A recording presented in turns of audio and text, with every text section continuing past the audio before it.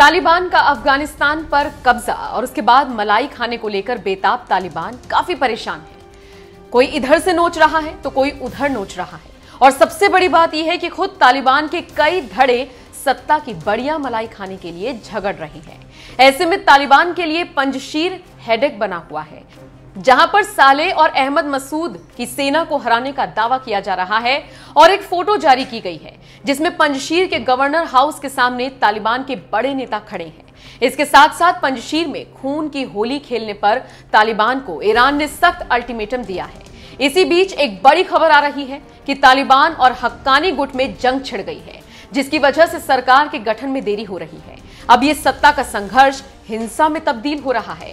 विदेशी media reports की माने तो हक्कानी गुट के कुछ नेताओं और तालिबान के सह संस्थापक अब्दुल गनी बरादर उर्फ मुल्ला बरादर के बीच गोलीबारी हुई है। अफगानी अखबार पंजशीर ऑब्जर्वर के मुताबिक अनस हक्कानी की गोली से मुल्ला बरादर गंभीर रूप से घायल हो गया है, जिसका इलाज पाकिस्तान में चल रहा है।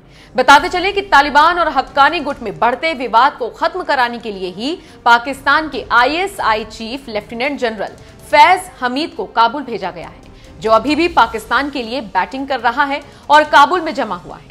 लेकिन अभी तक उन्हें विवाद खत्म कराने में सफलता नहीं मिली है। अफगानिस्तान के सूत्रों से मिली जानकारी के अनुसार तालिबान राज में हक्कानी गुट रक्षा मंत्री समेत कई महत्वपूर्ण पद मांग रहा है। इसी बात पर जंग छिड़ी है और तालिबान सरकार के गठन में देरी हो रही है। रक्षा मामलों के विशेषज्ञों की माने तो हक्कानी नेटवर्क को आईएसआई का आशीर्वाद मिला है। अलकायदा से नजदीकी के चलते ही हक्कानी नेटवर्क को संयुक्त राष्ट्र ने आतंकी समूह की श्रेणी में रखा है।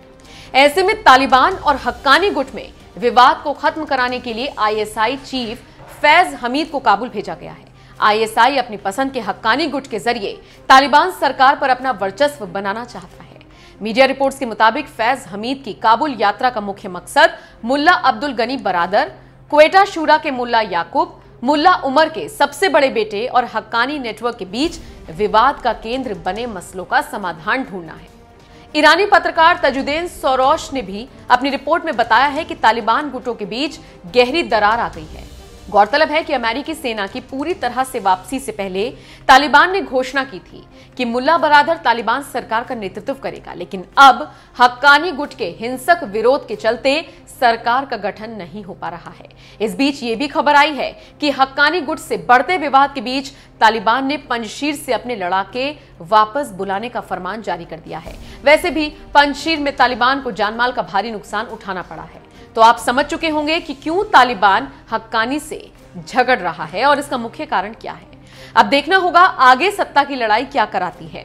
क्या दोनों गुट कट के मर जाते हैं या किसी नतीजे पर पहुंचते हैं, देखना होगा।